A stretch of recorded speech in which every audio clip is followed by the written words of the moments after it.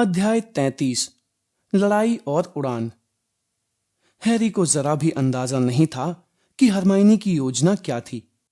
वह तो इतना भी नहीं जानता था कि उसकी कोई योजना थी भी या नहीं। जब वे अम्बरिज के ऑफिस के बाहर निकलकर गलियारे में पहुंचे तो हैरी हरमाइनी के थोड़ा पीछे पीछे चलने लगा। वह जानता था कि अगर अम्बरिज को ऐसा लगा कि हैरी को रास्ता नहीं पता है तो उन्हें शक हो जाएगा।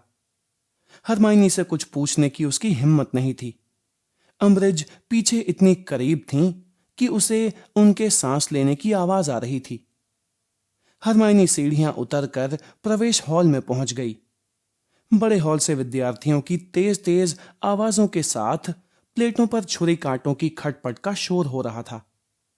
हैरी को यकीन नहीं हो रहा था कि 20 फुट दूर ऐसे लोग भी थे जो डिनर का आनंद ले रहे थे, परीक्षा खत्म होने का जश्न मना रहे थे और जिन्हें दुनिया में एक भी चिंता नहीं थी।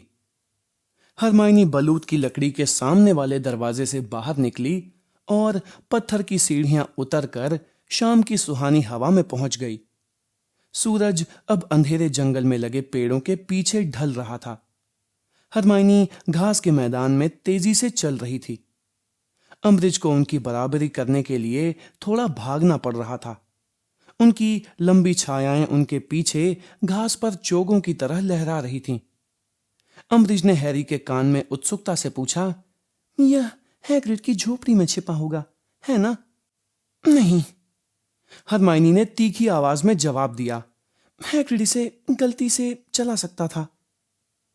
अम्बरिज ने रोमांचित होकर कहा, जाहिर है वह ऐसा कर सकता था, वह अर्धदाना मूर्ख है। वे हंस दी। हैरी का मन हुआ कि एक हाथ घुमाकर उनका गला दबोच ले, लेकिन उसने खुद को रोक लिया। उसका निशान शाम की सुहानी हवा में फड़क रहा था, लेकिन यह अब तक गर्म और सुर्ख नहीं हुआ था, इसलिए वह जानता था कि वोल्डेमॉर्ट ने अब तक किसी को नहीं मारा है। जब हरमाइनी जंगल की तरफ जाने लगी तो अम्बरिज ने अनिश्चितता से कहा, तो फिर यह कहां है? हरमाइनी ने अंधेरे में डूबे पेड़ों की तरफ इशारा करते हुए कहा, जंगल में। हमें इसे ऐसी जगह पर रखना था ताकि कोई विद्यार्थी गलती से वहां न पहुंच जाए, है ना? और क्या? अम्बरिज ने कहा, जो अब थोड़ी घबराने लगी थी। और क्या? तो फिर ठीक है, तुम दोनों मेरे आगे आगे चलो। हैरी ने उनसे पूछा, अगर हमें आगे चलना है तो क्या आप हमें हमारी छड़ी दे सकती हैं? नहीं मिस्टर पॉटर, मुझे ऐसा नहीं लगता। अम्बरिज उसकी पीठ में अपनी छड़ी चुभाते हुए मीठी आवाज में बोली, मुझे लगता है कि मंत्रालय की नजर में मेरी जान तुम्हारी जान से ज्यादा कीमती है। जब वे जंगल के पेड़ों की ठंडी छाया में पहुंच गए तो हैरी ने हरमाइनी से नजरें मिलाने की कोशिश की। जंगल में बिना छड़ियों के चलना उसे बहुत मूर्खतापूर्ण लग रहा था। उसे लग रहा था कि उस शाम को उसने इससे मूर्खतापूर्ण काम नहीं किया था। बहरहाल हरमाइनी ने अम्बरिज पर हिकारत भरी नजर डाली और पेड़ों के बीच में आगे बढ़ने लगी। वह इतनी तेजी से चल रही थी कि अम्बरिज को अपने छोटे छोटे पैरों से बराबरी करने में मुश्किल आ रही थी। जब अम्बरिज का दुशाला एक कांटेदार झाड़ी से फट गया तो उन्होंने पूछा, क्या यह बहुत अंदर है? हरमाइनी ने कहा, ओह हाँ, यह अच्छी तरह से छिपा हुआ है। हैरी का डर बढ़ गया।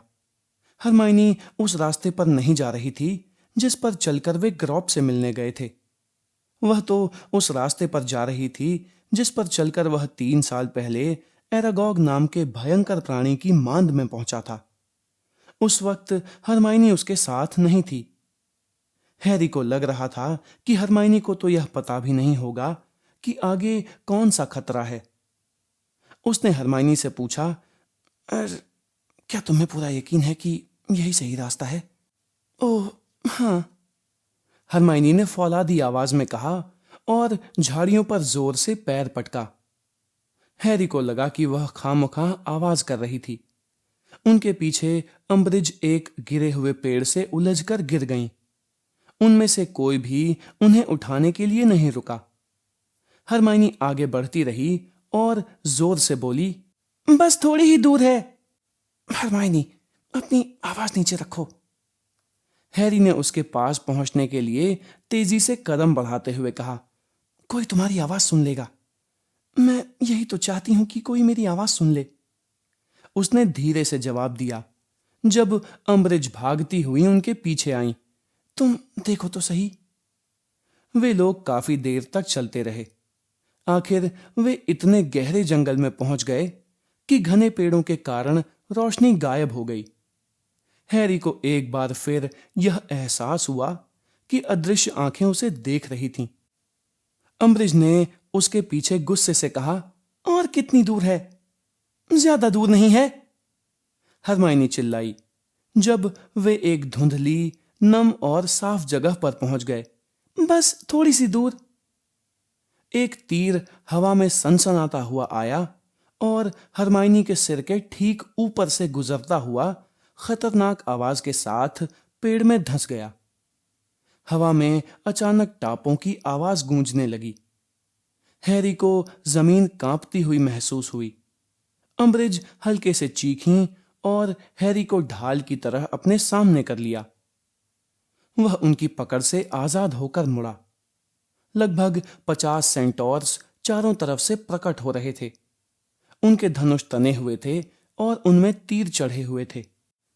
सभी का निशाना हैरी, हरमाइनी और अम्बरिज की तरफ था। वे धीरे धीरे साफ जगह के बीच में पहुंच गए। अम्बरिज ने दहशत भरी आवाजें निकाली। हैरी ने हरमाइनी को कनखियों से देखा। वह विजयी अंदाज में मुस्कुरा रही थी। तुम कौन हो? एक आवाज आई। हैरी ने बाईं तरफ देखा। मैगोरियन नाम का बादामी सेंटोर घेरे से बाहर निकलकर उनकी तरफ आ रहा था। बाकी सेंटोर्स की तरह उसका धनुष भी तना हुआ था। हैरी की दाहिनी तरफ अम्बरिज अब भी बिसूर रही थी। उनकी छड़ी बुरी तरह कांप रही थी जब उन्होंने इसे आगे बढ़ते हुए सेंटोर की तरफ ताना। मैगोरियन ने झल्लाकर कहा, मैंने तुमसे पूछा तुम कौन हो इंसान? मैं डोलोरेस अम्बरिज हूं, अम्बरिज ने दहशत भरी तीखी आवाज में कहा। जादू मंत्री की सीनियर अंडर सेक्रेटरी और हॉगवर्ट्स की सर्वोच्च प्रशासक। घेरे में खड़े कई सेंटोर्स बेचैनी से पहलू बदलने लगे। मैगोरियन बोला, तुम जादू मंत्रालय से आई हो? हां, यह सही है, अम्बरिज ने थोड़ी ज्यादा तीखी आवाज में कहा। इसलिए बहुत सावधान रहना। जादुई प्राणी नियमन एवं नियंत्रण विभाग द्वारा बनाए गए नियमों के अनुसार तुम जैसे अर्धमानव प्रजाति के लोगों द्वारा किसी इंसान पर हमला करना। तुमने हमें क्या कहा?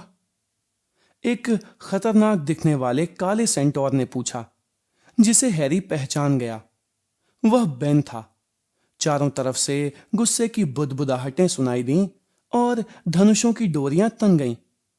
उन्हें इस नाम से न पुकारें, हरमाइनी ने आवेश में कहा, लेकिन ऐसा लगा कि अम्बरिज ने उसकी बात नहीं सुनी थी। अब भी वे अपनी कांपती छड़ी मैगोरियन की तरफ ताने हुए थीं। उन्होंने कहा, 15B कानून में स्पष्ट लिखा हुआ है कि इंसानों से मिलती जुलती बुद्धि वाले किसी भी जादुई प्राणी द्वारा हमला जो अपने कार्यों के लिए जिम्मेदार समझा जाता है। इंसानों से मिलती जुलती बुद्धि? मैगोरियन ने दोहराया जब बेन और कई अन्य सेंटोर्स गुस्से से दहाड़े और जमीन पर खुर पटकने लगे। इंसान? हम इसे अपना बहुत बड़ा अपमान मानते हैं। सौभाग्य से हमारी बुद्धि तुमसे बहुत ज्यादा है। तुम हमारे जंगल में क्या कर रही हो? सख्त चेहरे वाले भूरे सेंटोर ने पूछा, जिसे हैरी और हरमाइनी ने जंगल की पिछली यात्रा में देखा था। तुम यहां क्यों आई हो? तुम्हारा जंगल, अम्बरिज ने कहा, जो अब सिर्फ डर के कारण नहीं बल्कि गुस्से के कारण भी कांप रही थीं। मैं तुम्हें याद दिला दूं कि तुम यहां सिर्फ इसलिए रहते हो क्योंकि जादू मंत्रालय ने तुम्हें रहने के लिए निश्चित इलाके दे रखे हैं। एक तीर उनके सिर के इतने करीब से गुजरा कि उसने उनके चूहिया जैसे बालों को हिला दिया। वे जोर से चीखीं और अपने हाथ सिर के ऊपर रख लिए।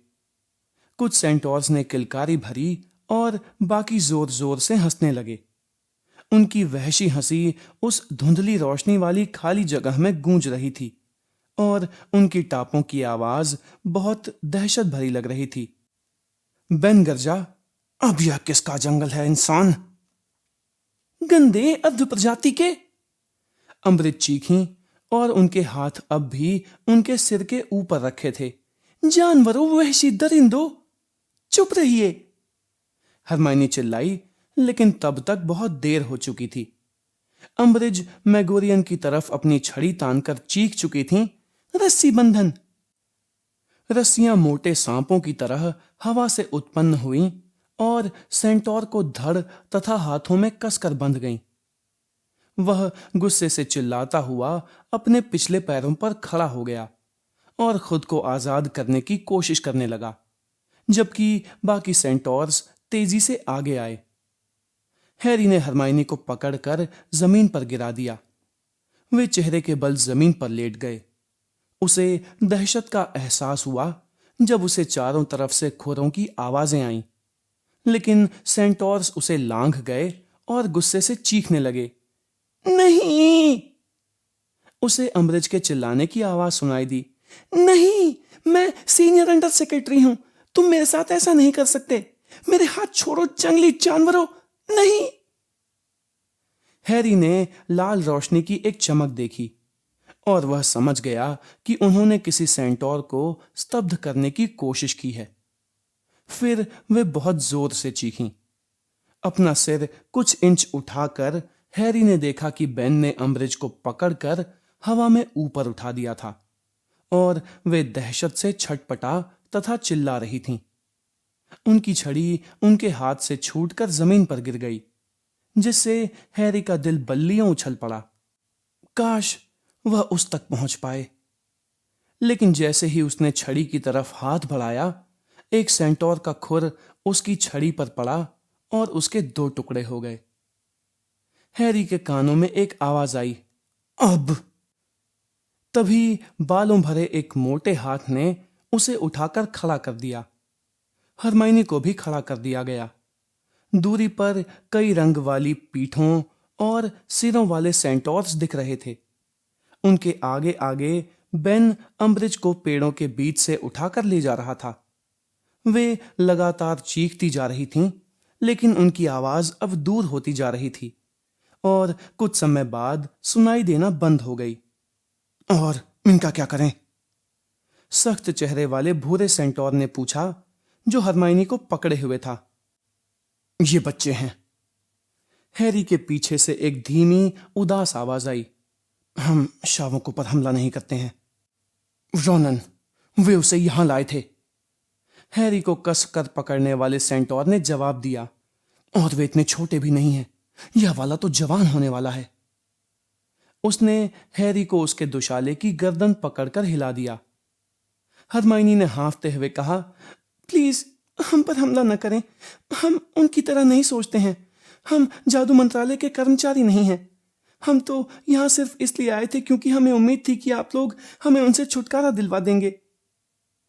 जिस भूरे सेंटोर ने हरमाइनी को पकड़ रखा था, उसके चेहरे के भाव से हैरी तत्काल समझ गया कि हरमाइनी ने यह कहकर बहुत भयंकर गलती कर दी थी।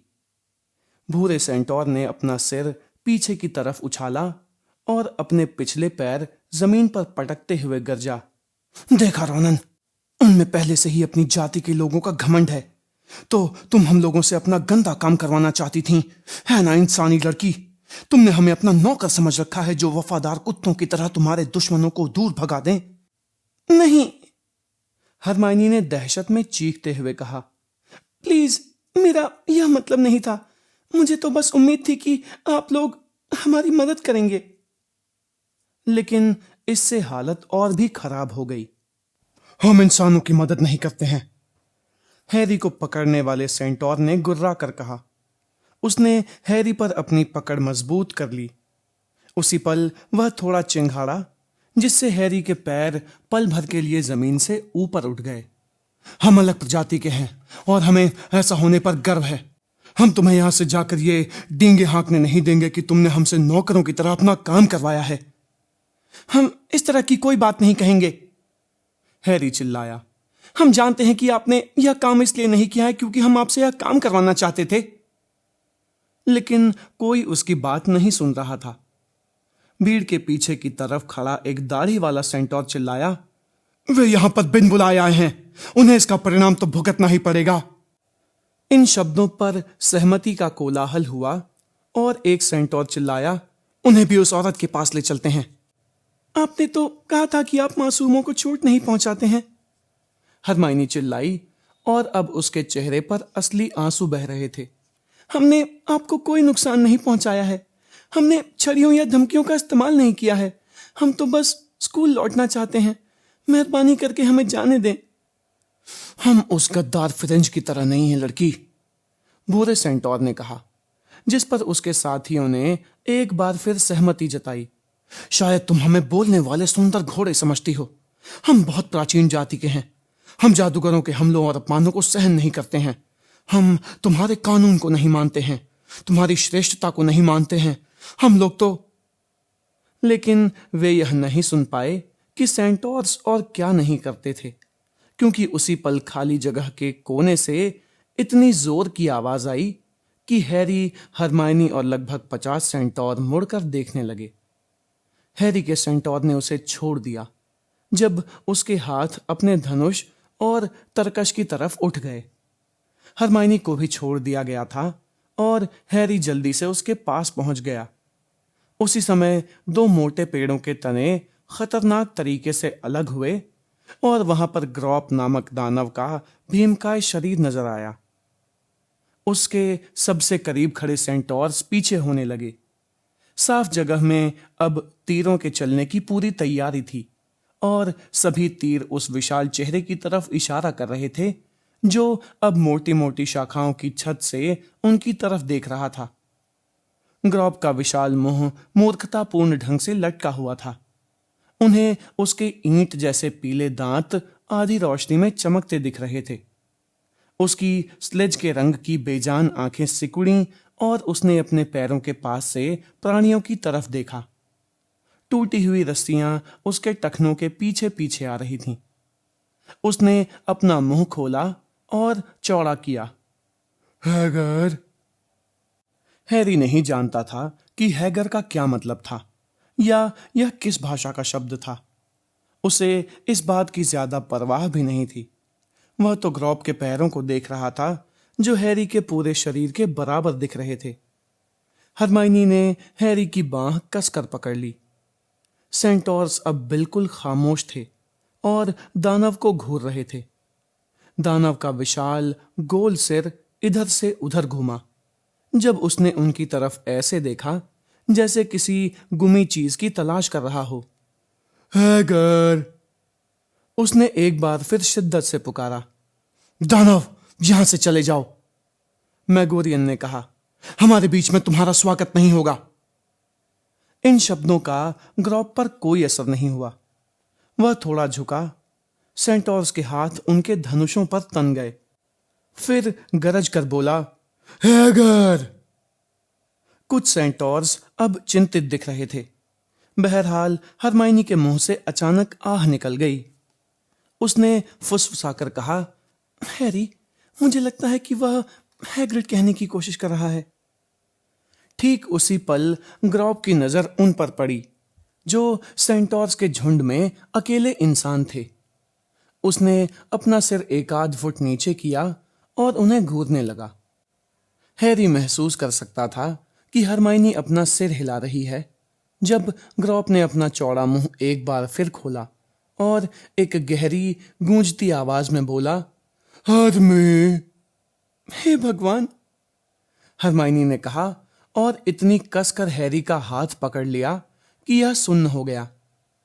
हरमाइनी को देखकर लग रहा था जैसे वह बेहोश होने वाली हो। उसे याद है। हरमे, ग्रॉब गरजा। हैगर कहां? मुझे नहीं मालूम, हरमाइनी दहशत में चीखी। मुझे अफसोस है ग्रॉब, लेकिन मुझे नहीं मालूम। ग्रॉब, हैगर चाहिए। दानव का एक विशाल हाथ नीचे आया। हरमाइनी जोर से चीखती हुई कुछ कदम पीछे भागी, लेकिन वह गिर पड़ी। बिना छड़ी के हैरी ने खुद को तैयार किया कि वह मुक्का मारेगा, लात चलाएगा, काटेगा या जो समझ में आएगा वह करेगा, जब दानव का हाथ उसकी तरफ बढ़ा और उसने एक सफेद सेंटोर को गिरा दिया। सेंटोर्स इसी बात का इंतजार कर रहे थे।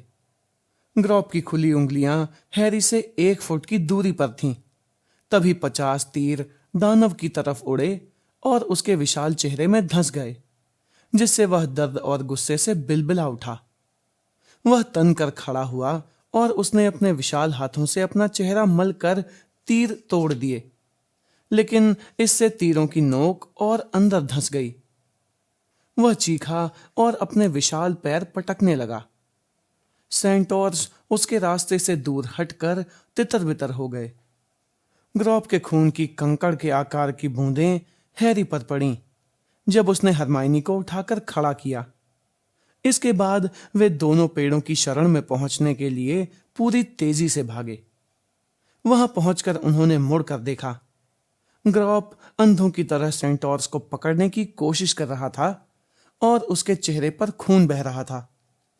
सेंटोर्स पीछे हट रहे थे और तितर बितर हो रहे थे। वे दूसरी तरफ के पेड़ों की ओर भाग रहे थे। हैरी और हरमाइनी ने देखा कि ग्रॉप गुस्से से एक बार फिर गरज कर उनके पीछे जाने लगा। चलते चलते वह पेड़ गिराता जा रहा था। ओह नहीं, हरमाइनी ने कहा, जो अब इतनी बुरी तरह कांप रही थी कि उसके घुटने झुक गए थे। ओह, यह भयंकर था, वह उन सबको मार डालेगा। हैरी ने कटुता से कहा, सच कहूं तो मुझे इस बात की अब ज्यादा चिंता नहीं है। सेंटोर्स की टापें और गरजते दानव की आवाजें धीरे धीरे धीमी होने लगीं। जब हैरी उन्हें सुनने की कोशिश कर रहा था तो उसका निशान एक बार फिर जोर से धड़का और वह दहशत में आ गया। बहुत समय बर्बाद हो गया था। जब उसने सपना देखा था तब वह सीरियस को बचाने से जितना दूर था, अब वह उससे भी ज्यादा दूर था। न सिर्फ हैरी की छड़ी जा चुकी थी, बल्कि वे अंधेरे जंगल के बीच में फंसे हुए थे, जहां से जाने का कोई साधन नहीं था। बड़ी चतुराई भरी योजना थी, उसने हरमाइनी से गुस्से से कहा, क्योंकि वह अपनी भड़ास निकालना चाहता था। सचमुच बहुत चतुराई भरी योजना थी। अब हम कहां जाएंगे? हरमाइनी ने धीरे से कहा, हमें महल जाना होगा। जब तक हम ऐसा करेंगे तब तक शायद सीरियस मर चुका होगा, हैरी ने कहा और पास के एक पेड़ पर गुस्से से लात मारी। उसे सिर के ऊपर एक तीखी चटर पटर सुनाई दी और उसने देखा कि एक नाराज काष्ठजीव उसकी तरफ अपनी लंबी टहनी जैसी उंगलियां घुमा रहा था। देखो, हम छड़ियों के बिना कुछ नहीं कर सकते, हरमाइनी ने निराशा से कहा और खुद को उठाकर खड़ा किया। वैसे भी हैरी, तुम लंदन तक किस तरह जाने की योजना बना रहे थे? उसके पीछे से एक जानी पहचानी आवाज आई, हाँ, हम भी यही सोच रहे थे। हैरी और हरमाइनी तत्काल उछल पड़े तथा पेड़ों के बीच से देखने लगे। उन्हें रॉन दिखाई दिया, जिसके ठीक पीछे जिनी, नेविल और लूना थे। वे सभी थोड़े अस्त व्यस्त दिख रहे थे। जिनी के गाल पर लंबी खरोंचें थीं। नेविल की दाईं आंख के ऊपर बैंगनी रंग की बड़ी सूजन थी। रॉन के होंठ से बुरी तरह खून बह रहा था, लेकिन वे बहुत खुश दिख रहे थे। तो रॉन ने नीचे लटक रही एक शाखा को दूर हटाते हुए और हैरी की छड़ी आगे बढ़ाते हुए कहा, कोई विचार सूझा? तुम लोग बचकर कैसे आ गए?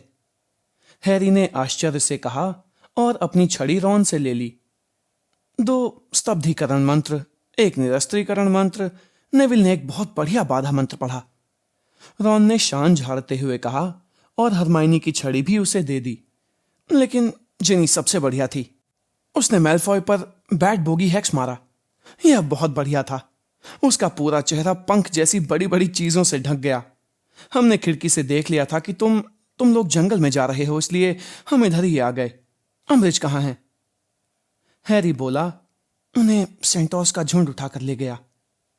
जिनी ने हैरान दिखते हुए पूछा, और तुमने उन्हें छोड़ दिया? नहीं, उन्हें ग्रॉप ने भगा दिया, हैरी ने कहा। लूना ने दिलचस्पी से पूछा, ग्रॉप कौन है? हैग्रिड का छोटा भाई, रॉन ने तत्काल जवाब दिया। खैर, इस वक्त उसकी फिक्र मत करो। हैरी, तुम्हें आग में क्या पता चला? क्या सीरियस तुम जानते हो कौन के पास है, या? हाँ, हैरी ने कहा जब उसका निशान एक बार फिर दुखा।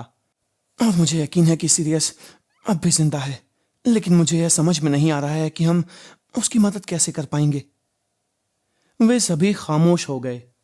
उन्हें थोड़ा डर भी लग रहा था। सामने जो समस्या थी उसे सुलझाना असंभव दिख रहा था। हमें उड़कर जाना होगा, है ना? लूना बोली। इस समय उसकी आवाज सपनीली नहीं बल्कि सामान्य थी। ठीक है, हैरी ने चिढ़कर उसकी तरफ मुड़ते हुए कहा। पहली बात तो यह है कि हम कुछ नहीं कर रहे हैं क्योंकि तुम इसमें शामिल नहीं हो, और दूसरी बात यह है कि सिर्फ रॉन के पास झाड़ू है जिसकी रक्षा सुरक्षा दैत्य नहीं कर रहा है, इसलिए। जिनी बोली, मेरे पास भी झाड़ू है। रॉन गुस्से से बोला, हाँ, लेकिन तुम नहीं चल रही हो। माफ करना, लेकिन मुझे भी सीरियस की उतनी ही परवाह है जितनी कि तुम्हें। जिनी बोली। उसके सख्त जबड़े से साफ दिख रहा था कि वह फ्रेड और जॉर्ज की बहन थी। तुम अभी बहुत छोटी, हैरी ने कहना शुरू किया, लेकिन जिनी गुस्से में उसकी बात काटते हुए बोली, जब तुम पारस पत्थर को बचाने के लिए तुम जानते हो कौन से लड़े थे, तब तुम्हारी उम्र जितनी थी मैं उससे 3 साल बड़ी हूं। इसके अलावा मैं तुम्हें यह बता दूं कि मेरे ही कारण मेलफॉय अम्बरिज के ऑफिस में फंसा हुआ है और उड़ने वाले विशाल चमगादड़ उस पर हमला कर रहे हैं। हाँ, लेकिन हम सभी डीए में एक साथ थे, नेविल ने धीरे से कहा। हमने इसे तुम जानते हो कौन से लड़ने के लिए बनाया था, है ना? और हमें पहली बार सचमुच कुछ करने का मौका मिल रहा है, या फिर वह सिर्फ खेल था? नहीं, वह खेल नहीं था, हैरी ने उतावलेपन से कहा। तो फिर हम भी चलेंगे, नेविल ने कहा। हम मदद करना चाहते हैं। सही है, लूना ने मुस्कुराते हुए कहा। हैरी की नजरें रॉन से मिलीं। वह जानता था कि रॉन भी उसी की तरह सोच रहा था। अगर उसे सीरियस को बचाने के लिए रॉन और हरमाइनी के अलावा किसी और को चुनना होता तो वह जिनी, नेविल या लूना को कभी नहीं चुनता। खैर, इससे कोई फर्क नहीं पड़ता है, हैरी ने दांत भींच कर कहा, क्योंकि हम अब भी यह नहीं जानते कि वहां कैसे पहुंचा जा सकता है। मुझे लगा था कि हम उस बारे में सहमत हो चुके हैं, लूना ने चिढ़ाती हुई आवाज में कहा। हम उड़कर चलेंगे। देखो, रॉन ने बड़ी मुश्किल से अपने गुस्से पर काबू पाते हुए कहा, देखो, शायद तुम झाड़ू के बिना उड़ सकती हो, लेकिन हम में से बाकी लोगों के अचानक पंख नहीं उग सकते। लूना ने शांति से कहा, झाड़ुओं के अलावा भी उड़ने के कई रास्ते होते हैं। रॉन ने पूछा, मुझे लगता है कि हमें कैकी स्नॉर्गल या ऐसी ही किसी चीज की पीठ पर सवारी करनी होगी। क्रम्पल हॉर्न स्नॉरकैक उड़ नहीं सकता, लूना ने गरिमापूर्ण आवाज में कहा, लेकिन ये प्राणी ऐसा कर सकते हैं, और हैग्रिड कहता है कि इनके सवार जिस जगह जाना चाहते हैं ये उस जगह तक पहुंचाने में बहुत निपुण होते हैं। हैरी पलटा। 2 पेड़ों के बीच में 2 थेस्ट्रॉल खड़े थे और उनकी सफेद आंखें अजीब तरीके से चमक रही थीं। वे इस बातचीत को ऐसे देख रहे थे जैसे उन्हें हर शब्द का मतलब समझ में आ रहा हो। हाँ, उसने फुसफुसाकर उनकी तरफ बढ़ते हुए कहा। उन्होंने अपने सिर उठाए और गर्दन के लंबे काले बालों को झटका दिया। हैरी ने उत्साह से हाथ बढ़ाकर सबसे करीब वाले की चमकती गर्दन सहलाई। उसने उन्हें पहले बदसूरत क्यों माना था? पागल घोड़े जैसी चीजें हैं क्या?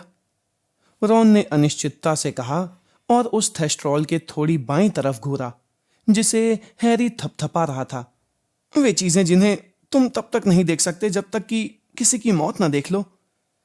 हाँ, हैरी ने कहा। कितने हैं? बस 2। देखो, हमें 3 की जरूरत है। हरमाइनी ने कहा, जो अब भी थोड़ी हिली हुई नजर आ रही थी, लेकिन इसके बावजूद संकल्पवान दिख रही थी। जिनी ने त्योरियां चढ़ाकर कहा, 4 हरमाइनी। लूना ने शांति से गिनते हुए कहा, मुझे लगता है कि हम लोग दरअसल 6 हैं। मूर्ख मत बनो, हम सब नहीं चल सकते।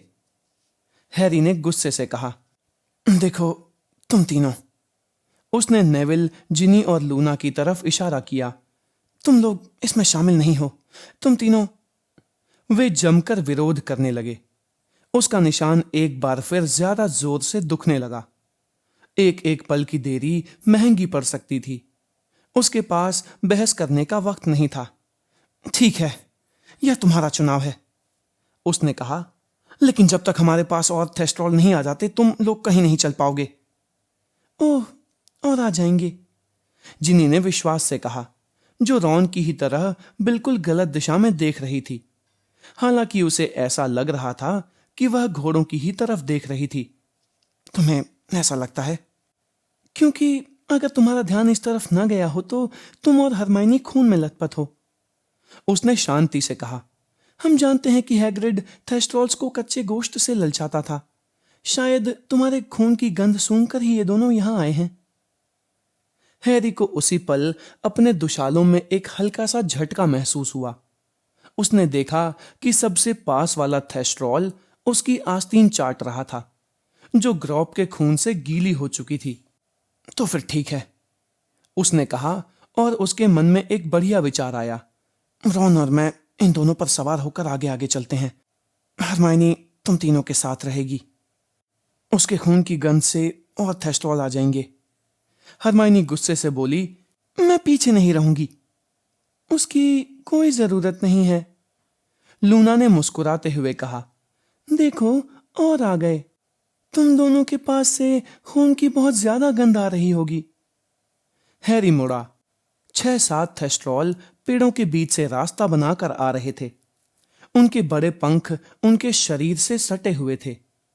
उनकी आंखें अंधेरे में चमक रही थीं। अब हैरी कोई बहाना नहीं बना सकता था। ठीक है, उसने गुस्से से कहा, तो फिर अपने थेस्ट्रॉल को चुन लो और उस पर सवार हो जाओ।